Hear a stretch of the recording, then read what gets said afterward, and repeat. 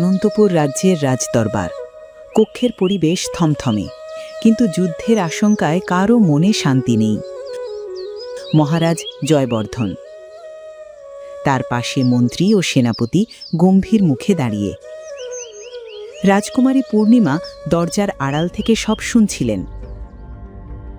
আর কতকাল? আমাদের পূর্বপুরুষদের অপমান আমি আর সইব না। দক্ষিণ রাজ্যের এই স্পর্ধা আকাশচুম্বী হয়ে উঠেছে। মন্ত্রীমশাই, সীমান্তের সর্বশেষ সংবাদ কি? মহারাজ, পরিস্থিতি খুবই সংকটজনক। দক্ষিণ রাজ্যের সেনাবাহিনী আমাদের সীমানার নদী পার হয়ে ওপারে ছাউনি ফেলেছে। তারা যে কোনো মুহূর্তে আক্রমণ করতে পারে। গ্রামবাসী আতঙ্কে ঘরবাড়ি ছাড়ছে। ওদের সাহস দেখে আমি অবাক হচ্ছি। 50 বছর আগে আমার পিতা যে লড়াই শুরু করেছিলেন, আজ আমি তার চূড়ান্ত ফয়সালা করব। সেনাপতি রণবীর। আজ্ঞা করুন মহারাজ, আমাদের সৈন্যরা তলোয়ারে শান দিচ্ছে। আপনি শুধু আদেশ দিলেই আমরা শত্রু বাহিনীকে মাটির সাথে মিশিয়ে দেব। আমাদের অশ্বারোহী দল প্রস্তুত। ঠিক এই মুহূর্তে রাজকুমারী পূর্ণিমা এগিয়ে এসে মহারাজের সামনে দাঁড়ান। তার কণ্ঠে উত্তেজনা নেই, বরং এক গভীর স্থিরতা আছে। বাবা, একটা প্রশ্ন করতে পারি?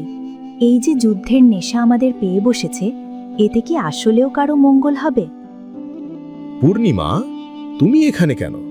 যুদ্ধের মন্ত্রণা নারীদের সাজে না। যাও, নিজের কক্ষে ফিরে যাও। বাবা, প্রজাদের মা বোনদের কান্না শোনার আগে আমি ফিরতে পারছি না। আপনি সম্মানের কথা বলছেন, কিন্তু যুদ্ধের পর যখন হাজার হাজার সৈন্যের লাশ পড়ে থাকবে, তখন সে সম্মান কি তাদের প্রাণ ফিরিয়ে দেবে? আমরা কি পারি না এই 50 বছরের প্রতিহিংসা মিটিয়ে আলোচনার পথে হাঁটতে? আলোচনা দুর্বলদের কাজ। দক্ষিণ রাজ্য আমাদের চিরশত্রু। তারা আমাদের 1 ইঞ্চি জমিও ছাড়বে না, আর আমরাও দেব না। সম্মান কেবল তলোয়ারের ধারেই রক্ষা পায়। রাজকুমারী, ক্ষমা করবেন, কিন্তু শত্রুরা যখন দরজায় কড়া নাড়ছে, তখন শান্তির বাণী কেবল পরাজয় ডেকে আনবে। পরাজয় তলোয়ারে নয়, মানুষের মনে থাকে সেনাপতি। বাবা, আমি আপনাকে অনুরোধ করছি, একবার ভেবে দেখুন। যথেষ্ট হয়েছে। মন্ত্রী, যুদ্ধের দামামা বাজানোর নির্দেশ দিন। আগামীকাল সূর্যোদয়ের সাথে সাথেই আমাদের সেনাবাহিনী সীমান্তের দিকে যাত্রা করবে। জয় আমাদের নিশ্চিত।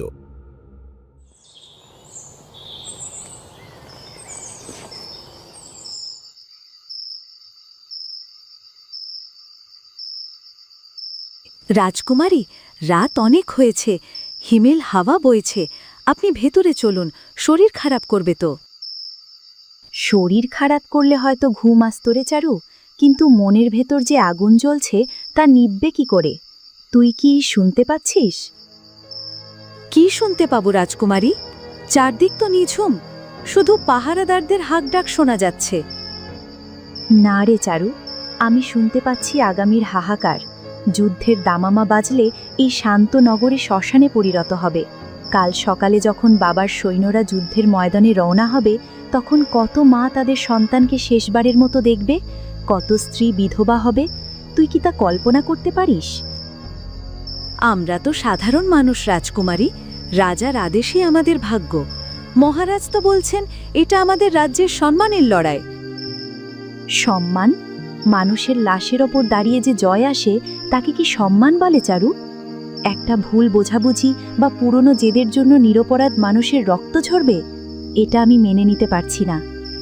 যুদ্ধের কোনো পক্ষই আসলে জেতে না, উভয় পক্ষই আপনজন হারায়। এক রাজ্যের হাসি অন্য রাজ্যের কান্নার ওপর ভিত্তি করে গড়ে ওঠে। কিন্তু আপনি একা কি করতে পারেন? মহারাজ তো আপনার কথা শুনলেন না। সেনাপতিও যুদ্ধের জন্য যুদ্ধের সাজে তৈরি।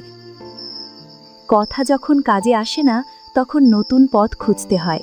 তলোয়ার যদি মানুষের বুক চিরে রক্ত বের করতে পারে, তবে সত্য কেন মানুষের মনে ক্ষমার উদ্রেক করতে পারবে না?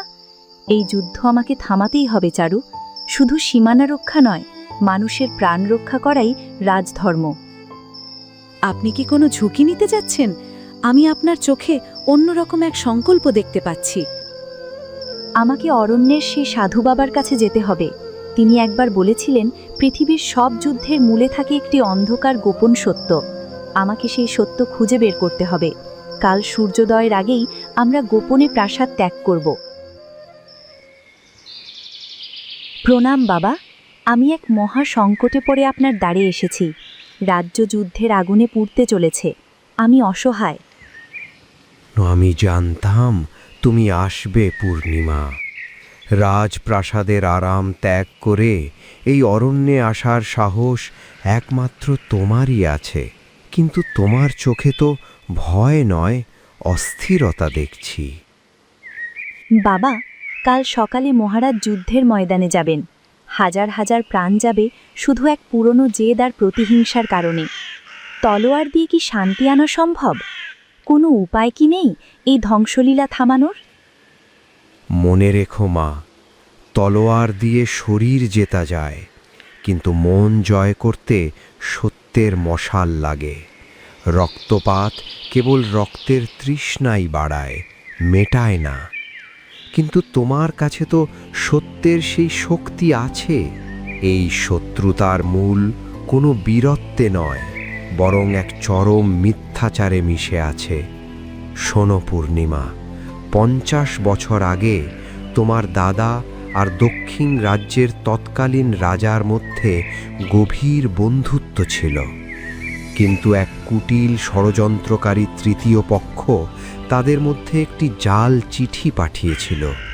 সেই চিঠিতে লেখা ছিল, দক্ষিণ রাজ্যের রাজা তোমার দাদাকে হত্যা করতে আসছেন। অন্যদিকে দক্ষিণ রাজ্যের রাজাকেও জানানো হয়েছিল উল্টোটা। সেই এক মিথ্যা সন্দেহর ওপর ভিত্তি করেই আজ এই কয়েক দশকের রক্তক্ষয়ী যুদ্ধ। তার মানে আমাদের পূর্বপুরুষরা একে অপরের শত্রু ছিলেন না? আমরা এক মিথ্যার বোঝা বয়ে বেড়াচ্ছি। হ্যাঁ মা, সেই জাল চিঠির আসল কপিটি এখনও সংরক্ষিত আছে সীমান্তের ওই পুরনো শিব মন্দিরের গর্ভগৃহে। তুমি যদি সেই সত্য সবার সামনে আনতে পারো, তবেই এই প্রতিহিংসার আগুন নিভবে। যাও মা, সত্যের পথে চলো, জয় তোমারই হবে। আমি বুঝতে পেরেছি বাবা, রক্ত নয়, আমি সত্য দিয়ে মানুষের হৃদয় জয় করব। আপনার আশীর্বাদই আমার রক্ষা কবচ।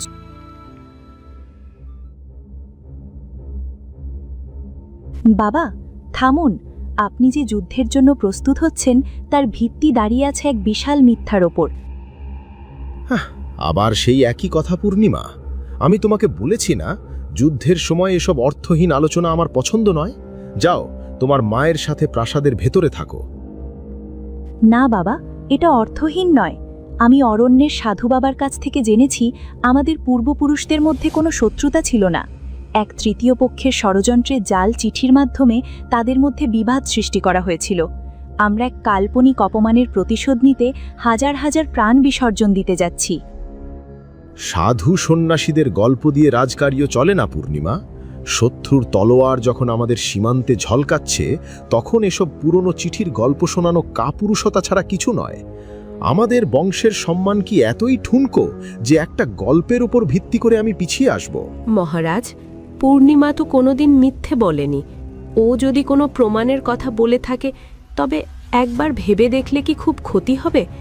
এই যুদ্ধ তো কেবল ধ্বংসই ডেকে আনবে। কল্যাণী, তুমিও কিতাবে দুর্বল হয়ে পড়লে। যুদ্ধের ময়দান থেকে পিছু হটা মানে পরাজয় স্বীকার করা।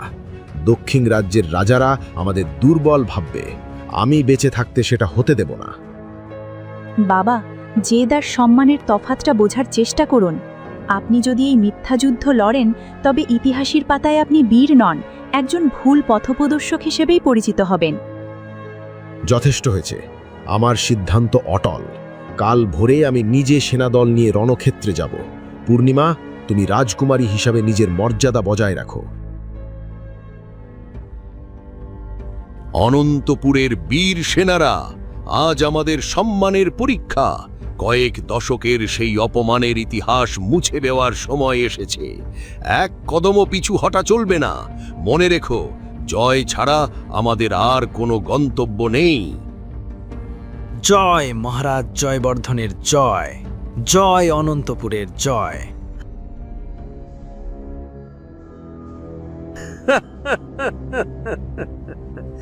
রণবীর, তোমাদের রাজা কি ভয়ে কাঁপছেন যে নিজে না এসে তোমাকে পাঠিয়েছেন? আজ এই প্রান্তরের মাটি তোমাদের রক্তে লাল হবে। আমাদের পূর্বপুরুষদের সাথে যে বিশ্বাসঘাতকতা তোমরা করেছিলে তার শোধ আজ কড়ায় গণ্ডায় গোসল করব। যুবরাজ বিক্রম, আস্ফালন যুদ্ধের ফল নির্ধারণ করে না, রণক্ষেত্রই বলবে কার বাহুতে কত জোর। আমরা আক্রমণ নয়, আত্মরক্ষার জন্যে তৈরি। সেনারা, যুদ্ধের দামামা বাজিয়ে দাও। আজ সূর্যাস্তের আগে যেন অনন্তপুরের গর্ব ধুলোয় মিশে যায়।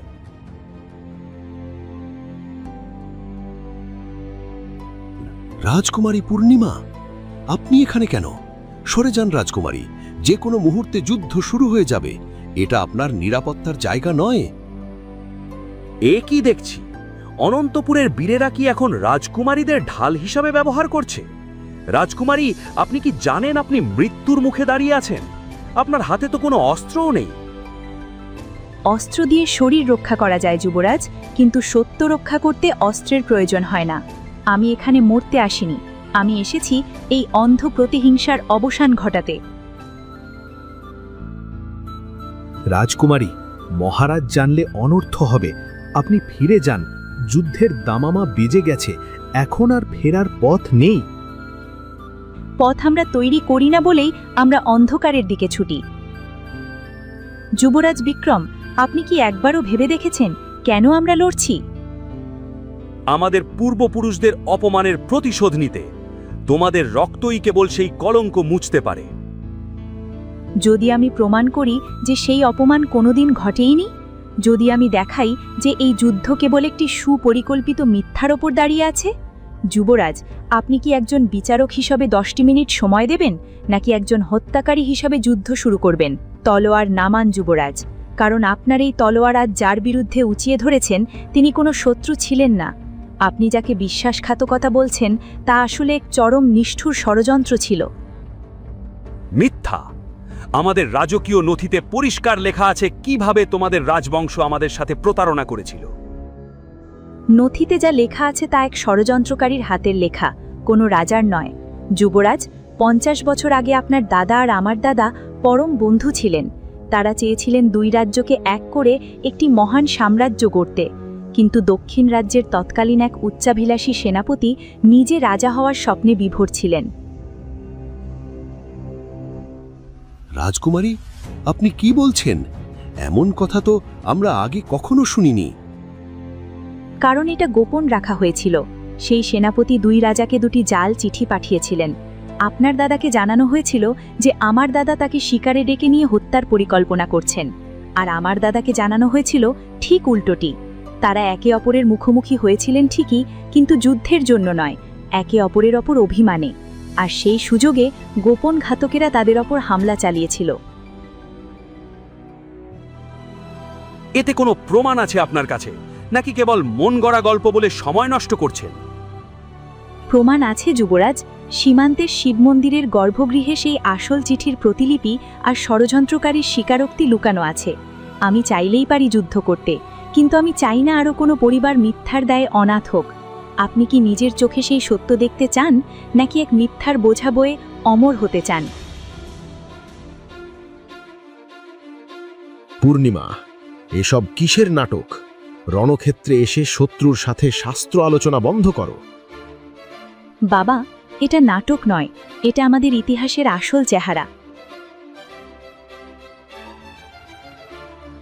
এই দেখুন, 50 বছর আগের দুই রাজ্যের যৌথ শিলমোহর দেওয়া এই সন্ধিপত্র সীমান্তের শিব মন্দিরের গোপন প্রকোষ্ঠে লুকানো ছিল।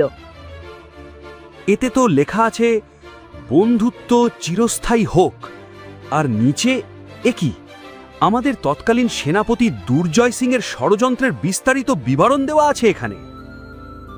হ্যাঁ যুবরাজ, ওই সেনাপতি চেয়েছিলেন দুই রাজাকে একে অপরের হাতে নিধন করে নিজেই ক্ষমতা দখল করতে। যখন দুই রাজা নিজেদের ভুল বুঝতে পারেন, তখন তারা একসাথে এই সত্যটি লিখে গিয়েছিলেন। কিন্তু ষড়যন্ত্রকারীরা তাদের হত্যা করে এই সত্যটি ধাপাচাপা দেয় এবং রাজ্যে রাজ্যে রটিয়ে দেয় যে তারা একে অপরের বিশ্বাসঘাতকতার শিকার। তার মানে দীর্ঘ 50 বছর ধরে আমি আমার পরম বন্ধুর উত্তরাসূরিদের রক্ত ঝরানোর শপথ নিয়েছি। যে বন্ধুত্বের জন্য বাবা প্রাণ দিয়েছিলেন, আমি তাকেই ধ্বংস করতে যাচ্ছিলাম। আমরা সবাই এক ভয়ানক মিথ্যার দাস হয়েছিলাম রাজকুমারী। প্রতিশোধের নেশায় আমরা সত্য দেখার চোখ হারিয়ে ফেলেছিলাম। এই রক্তক্ষয় ছিল সম্পূর্ণ অর্থহীন। রক্ত দিয়ে কোনোদিন শান্তি কেনা যায় না।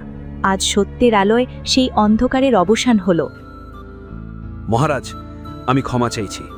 আমার পূর্বপুরুষদের রক্তের যে প্রতিশোধ নিতে আমি এসেছিলাম, তা ছিল এক মরীচিকার পেছনে ছোটা। সত্য জানার পর এই তলোয়ার ধরা আমার কাছে এখন পাপের সমান। অপরাধী তো আমিও, বিক্রম। আমি অন্ধ হয়েছিলাম বংশের সম্মানের অহংকারে। রাজধর্ম ভুলে প্রতিহিংসার আগুনে প্রজাদের জীবন আহুতি দিতে চেয়েছিলাম। আজ যদি পূর্ণিমায় সত্যের মশাল না জ্বালাতো, তাহলে ইতিহাসের কাছে আমরা সবাই খুনি হিসাবে অপরাধী থেকে যেতাম। বাবা, ক্ষমা কোনো দুর্বলতা নয়, বরং সবচেয়ে বড় শক্তি। তলোয়ার দিয়ে রাজ্য জয় করা যায়, কিন্তু ক্ষমা দিয়ে এক দীর্ঘদিনের শত্রুতা মুছে হৃদয়ে স্থান করে নেওয়া যায়। আজ থেকে আমাদের মধ্যে আর কোনো সীমানা নেই, কেবল বন্ধুত্বের সেতু থাকবে। বীর সেনারা, আজ আর কোনো যুদ্ধ হবে না। আজ আমরা আমাদের হারানো ভাইদের ফিরে পেয়েছি। যুদ্ধের দমামা নয়, আজ আনন্দের শঙ্খধ্বনি বাজুক। আজ থেকে উত্তর আর দক্ষিণ রাজ্য আর আলাদা নয়, আমরা এক পরিবার। আজ আমার জীবনের শ্রেষ্ঠ দিন। অতীতে আমি অনেক যুদ্ধ জয় করেছি, অনেক ভূখণ্ড দখল করেছি, কিন্তু সেই জয়ের স্বাদ ছিল রক্তের গন্ধে ভরা। আজ আমার কন্যা যা অর্জন করেছে, তা কোনো রাজা কোনোদিন পারেনি। সে তলোয়ার ছাড়াই এক বিশাল শত্রুতাকে চিরতরে স্তব্ধ করে দিয়েছে। মা আমার, তুই আজ প্রমাণ করেছিস যে মমতা এবং সত্যের শক্তি তলোয়ারের চেয়েও ধারালো। তুই শুধু আমাদের রাজ্যকে নয়, হাজার হাজার মায়ের বুক খালি হওয়া থেকে বাঁচিয়েছিস। এই জয় আমার একা নয় বাবা, এই জয় সত্যের, এই জয় ক্ষমার। যুদ্ধজয়ী হতে হলে তলোয়ার চালানো শেখার চেয়েও মানুষের মন পড়া শেখা বেশি জরুরি। আজ থেকে আমাদের এই শান্তি যেন অক্ষয় থাকে।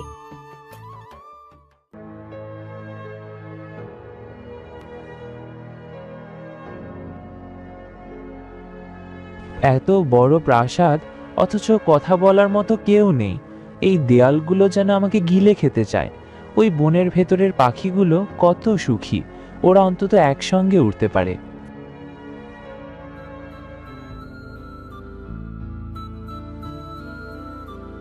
রাজকুমার, আপনার তলোয়ার চালনা শেখার সময় হয়েছে। আর সময় নষ্ট করবেন না। রাজ্য চালাতে গেলে কঠোর হতে হয়। জানালার বাইরে তাকিয়ে স্বপ্ন দেখে সময় কাটানো রাজপুত্রদের মানায় না। উজির মশাই, আমার তলোয়ার চালাতে ভালো লাগে না। আমার ইচ্ছে করে ওই বনের প্রজাপতিদের পেছনে ছুটতে। আচ্ছা, আমার কোনো বন্ধু নেই কেন? রাজপুত্রের কোনো বন্ধু থাকে না রাজকুমার, থাকে শুধু প্রজা আর শত্রু। চলুন, মহারাজ আপনার জন্য অপেক্ষা করছেন।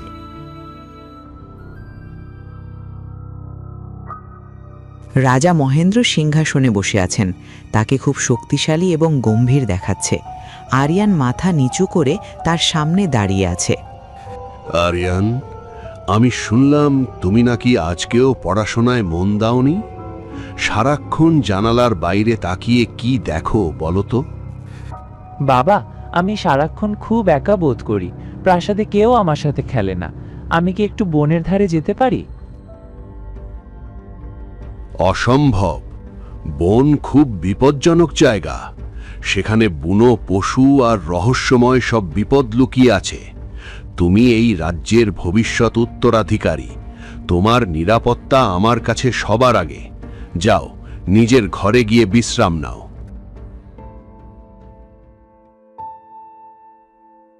সূর্যাস্তের লালচে আলো আরিয়ানের ঘরে এসে পড়ছে। আরিয়ান আবার জানালার ধারে ফিরে এসেছে। তার চোখে পানি। নিরাপত্তা দিয়ে আমি কি করব যদি আমি মনেই শান্তি না পাই? আজ রাতে আমি বের হবই। এই বনের রহস্য আমাকে ডাকছে। সেখানে হয়তো আমার মতো একা কেউ আছে যে আমার বন্ধু হবে। ভোরের আলো সবে ফুটতে শুরু করেছে। প্রাসাদের প্রহরীরা তন্দ্রাচ্ছন্ন। আরিয়ান খুব সাবধানে পা টিপে টিপে আস্তাবলের দিকে এগিয়ে যাচ্ছে। তার পরনে সাধারণ পোশাক, মাথায় রাজমুকুট নেই। চুপ থাক বাদল, কেউ যেন টের না পায়। আজ আমরা অনেক দূরে যাব, শুধু তুমি আর আমি, যেখানে কোনো নিয়ম নেই, কোনো হুকুম নেই। আরিয়ান বাদলের পিঠে চড়ে বসে এবং আস্তাবলের পেছনের গোপন দরজা দিয়ে দ্রুত বেগে বেরিয়ে যায়।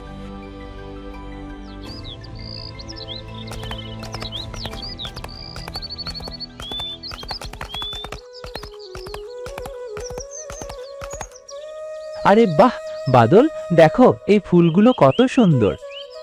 প্রাসাদের বাগানের মতো এগুলো সাজানো নয়, কিন্তু কি চমৎকার গন্ধ।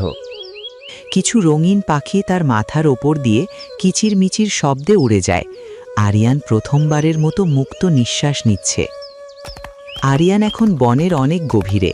চারপাশের গাছগুলো এখন অনেক বড় এবং প্রাচীন। একটি স্বচ্ছ জলের ঝর্ণা দেখা যাচ্ছে, যা পাথরের ওপর দিয়ে বয়ে যাচ্ছে।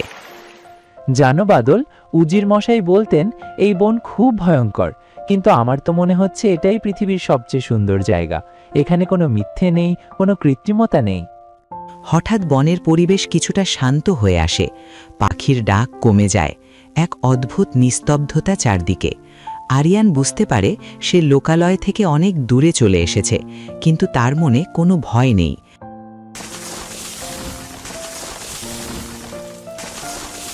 বাদল, ওই ঝোপের আড়ালে কি ওটা? চলো তো দেখি। আরিয়ান কৌতূহলী হয়ে ঝোপের দিকে এগোয়, যেখান থেকে একটি ক্ষীণ যন্ত্রণার আওয়াজ আসছে।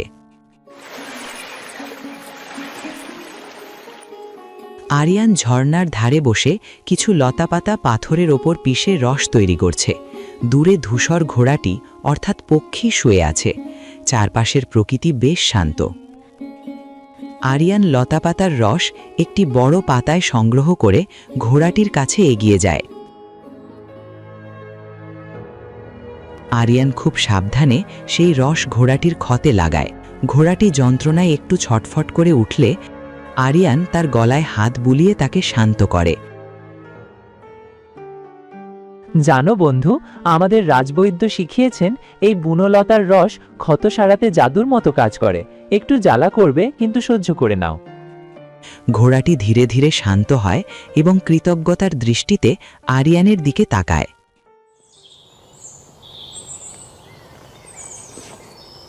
প্রাসাদে সবাই ঘুমিয়ে পড়েছে। আরিয়ান একটি ছোট মশাল হাতে নিয়ে সাবধানে পা টিপে টিপে রান্নাঘরে ঢুকছে। সে একটি কাপড়ের থলিতে বড় বড় লাল আপেল, কিছু টাটকা রুটি এবং রাজবৈদ্যের ঘর থেকে আনা কিছু মলম ভরে নিচ্ছে।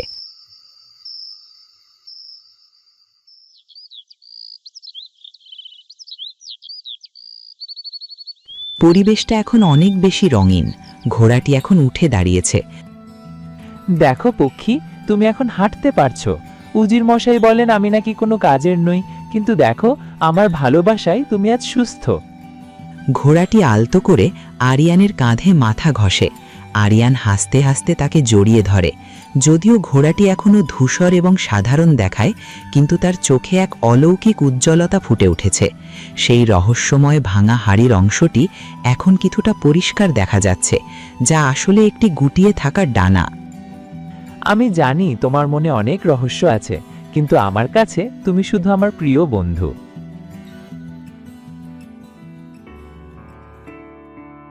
ঘোড়াটি এখন অনেকটা সুস্থ। তার ধূসর গায়ের চামড়া এখন পরিষ্কার এবং উজ্জ্বল। আরিয়ান একটি পাথরের ওপর বসে আছে এবং ঘোড়াটি তার পাশে দাঁড়িয়ে ঘাস খাচ্ছে। বাহ, তুমি তো এখন বেশ দ্রুত খাচ্ছ। জানো, আজ থেকে আমি তোমাকে একটা নাম ডাকবো।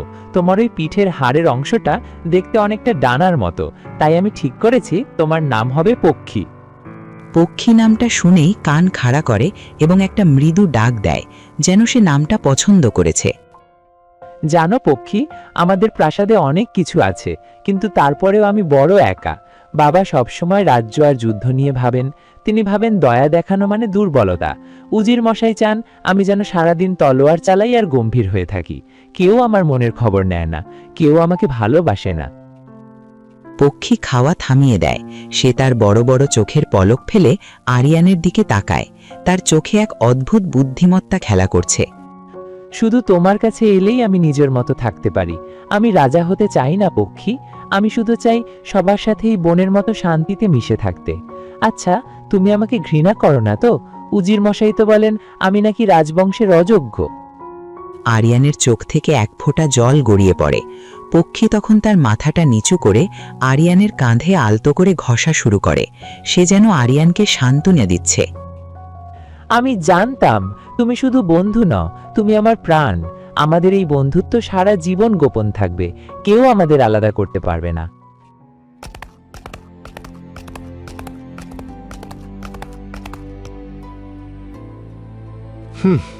রাজকুমার আবার পালালেন। প্রতিদিন ঠিক একই সময়ে তিনি বনের সেই নির্দিষ্ট দিকে যান। কোনো বন্ধু নেই, কোনো সঙ্গী নেই, তাহলে তিনি সেখানে কি করেন? রাজকীয় এই বিলাসিতা ছেড়ে বনের ধুলোবালি কেন তার এত প্রিয়? এর পেছনে নিশ্চয়ই কোনো গূঢ় রহস্য আছে।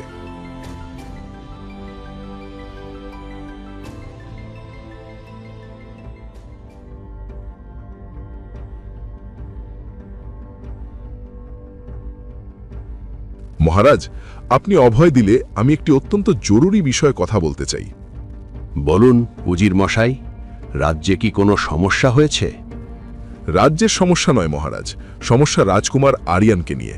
তিনি গত কয়েক সপ্তাহ ধরে প্রতিদিন পড়াশোনা আর যুদ্ধবিদ্যা ফাঁকি দিয়ে একা বনের গভীরে চলে যাচ্ছেন। আমি খবর নিয়েছি তিনি সেখানে কোনো শিকারও করেন না। একা? কিন্তু সে তো আগে কখনো এমন করেনি। ছেলেটা হয়তো একটু মুক্ত বাতাস নিতে যায়। মহারাজ, বনের ওই অংশটি অত্যন্ত রহস্যময়। সেখানে অদ্ভুত সব আওয়াজ শোনা যায়। আমার ভয় হচ্ছে কোনো শত্রু তাকে ফুসলিয়ে নিয়ে যাচ্ছে না তো, অথবা তিনি কোনো বিপজ্জনক নেশায় জড়িয়ে পড়ছেন না তো। উত্তরাধিকারীর এমন আচরণ রাজ্যের জন্য শুভ নয়। আরিয়ান আমার একমাত্র পুত্র। সে রাজপ্রাসাদে একা থাকতে পছন্দ করে ঠিকই, কিন্তু একা বনে যাওয়াটা তো বিপদের কারণ হতে পারে। বনের বুনো পশু কিংবা জাদুকরদের কথা তো আমি জানি। আরিয়ান যদি কোনো বিপদে পড়ে তবে আমি নিজেকে ক্ষমা করতে পারবো না।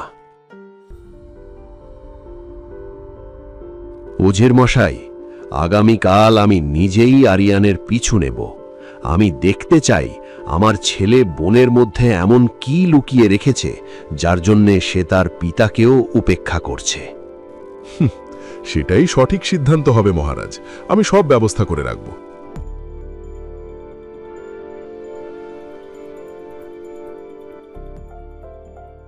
আরিয়ান একটি বড় পাথরের ওপর বসে পক্ষীর গায়ের ধুলো পরিষ্কার করে দিচ্ছে। চারপাশ খুব শান্ত। হঠাৎ বনের নিস্তব্ধতা ভেঙে ঝোপের আড়ালে শুকনো পাতার মচমচ শব্দ হয়। আরিয়ান চমকে ওঠে। কে ওখানে? সামনে এসো। ঝোপ সরিয়ে বেরিয়ে আসে মায়া। তার চোখে এক শান্ত কিন্তু সাহসী দৃষ্টি।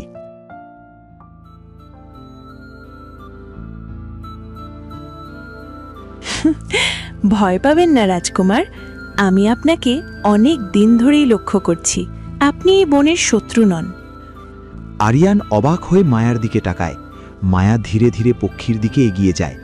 পক্ষী সাধারণত অপরিচিত মানুষ দেখলে ভয় পায়, কিন্তু মায়াকে দেখে সে স্থির হয়ে দাঁড়িয়ে থাকে। তুমি কে, আর তুমি কি করে জানলে আমি রাজকুমার? আমি মায়া।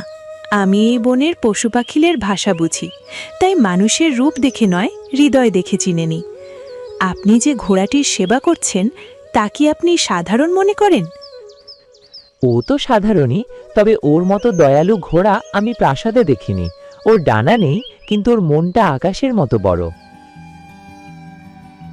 রাজকুমার, ভালো করে ওর চোখের দিকে তাকান। সাধারণ পশুর চোখ শুধু ঘাস আর জল খোঁজে, কিন্তু ওর চোখে আছে এক অদ্ভুত মায়া, এক অনন্ত নীল আকাশ। এটি কোনো সাধারণ ঘোড়া নয়। তুমি কি বলতে চাইছো মায়া? এই চোখ কেবল তাদেরই থাকে যারা সাধারণ রূপের আড়ালে অসাধারণ কিছু লুকিয়ে রাখে। ওর ভেতরে এক সুপ্ত জাদুর টান আছে। আপনি ওকে সাধারণ ভেবে সেবা করেছেন বলেই হয়তো ও নিজের আসল রূপ লুকানোর সাহস পেয়েছে। দয়া তো সবাই দেখায়, কিন্তু ভালোবাসা কেবল খাঁটি মানুষই দিতে পারে। পক্ষী হঠাৎ একটি দীর্ঘ নিঃশ্বাস ফেলে। আরিয়ান আর মায়া একে অপরের দিকে তাকায়। আরিয়ান বুঝতে পারে মায়া তাকে এমন কিছু বলতে এসেছে যা সে এতদিন শুধু অনুভব করেছে কিন্তু বুঝতে পারেনি। সাবধান রাজকুমার, প্রাসাদের কালো মেঘ আপনার দিকে এগিয়ে আসছে। আপনার এই গোপন বন্ধুর জন্য আপনাকে আরও শক্তিশালী হতে হবে। রাজকুমার, এই সেই জায়গা। এখানে এমন একজন থাকেন যিনি সময় আর ভাগ্যের গতি প্রকৃতি দেখতে পান। কুড়েঘর থেকে বেরিয়ে আসেন এক বৃদ্ধ জাদুকর। তার লম্বা সাদা দাড়ি, তার হাতে একটি কাঠের লাঠি যার মাথায় একটি জাদুকরি পাথর জ্বলছে। অবশেষে তুমি তাকে খুঁজে পেয়েছো আরিয়ান। আমি জানতাম খাঁটি মন ছাড়া এই রহস্যের পথ কেউ খুঁজে পাবে না। আপনি আমার নাম জানেন? আপনি কি জানেন আমার বন্ধু পক্ষীর এই করুণ অবস্থার কারণ কি? ওর পিঠের এই ক্ষত কেন পুরোপুরি সারছে না? জাদুকর তার লাঠিটি দিয়ে পক্ষীর সেই ভাঙা হাড়ের মতো উঁচু অংশটি স্পর্শ করেন। সাথে সাথে সেখান থেকে হালকা সোনালি আভা বের হতে শুরু করে। আরিয়ান আর মায়া মুগ্ধ হয়ে দৃশ্যটি দেখে। রাজকুমার, এটি কোনো সাধারণ ঘোড়া নয়। একে তুমি পক্ষী বলে ডাকো কারণ এর আদি নিবাস ছিল নীল আকাশে। এটি সেই আদি রূপকথার পক্ষীরাজ ঘোড়া, যাকে এক অভিশাপ আর হিংসার আঘাতে ডানা হারিয়ে মাটিতে নেমে আসতে হয়েছিল। ওর ডানা কি আর ফিরে আসবে না? ও কি আর আগের মতো উঠতে পারবে না? উত্তরটি তোমার কাছেই আছে। প্রাচীন পুঁথিতে লেখা আছে এটি সেই রূপকথার ঘোড়া যে কেবল খাঁটি ভালোবাসার ছোঁয়ায় তার হারানো ডানা ফিরে পাবে। যেদিন তোমার দয়া কোনো স্বার্থ ছাড়াই পূর্ণতা পাবে, সেদিনই ওর ডানা মুক্ত হবে। যাও আরিয়ান, সময় ফুরিয়ে আসছে। অন্ধকার শক্তি রাজপ্রাসাদ থেকে বনের দিকে ধেয়ে আসছে। তোমার বিশ্বাসই হবে তোমার সবচেয়ে বড় শক্তি। পক্ষীকে রক্ষা করো, তবেই ও তোমাকে রক্ষা করবে। আকাশে বিশাল আকার পূর্ণিমা, নীলচে জ্যোৎস্নার আলোয় বনটি মায়াবী দেখাচ্ছে। আরিয়ান পক্ষীর পাশে হাঁটু ঘেরে বসে আছে। পক্ষী আজ খুব নিস্তেজ। হঠাৎ ঝোপঝাড়ের আড়ালে মশাল ও তলোয়ারের ঝনঝনি শোনা যায়। রাজা মহেন্দ্র ও উজির মশাই সৈন্য নিয়ে সেখানে হাজির হন।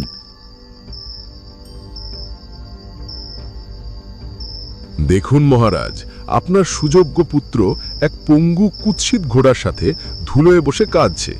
এই কি একজন রাজকুমারের পরিচয়?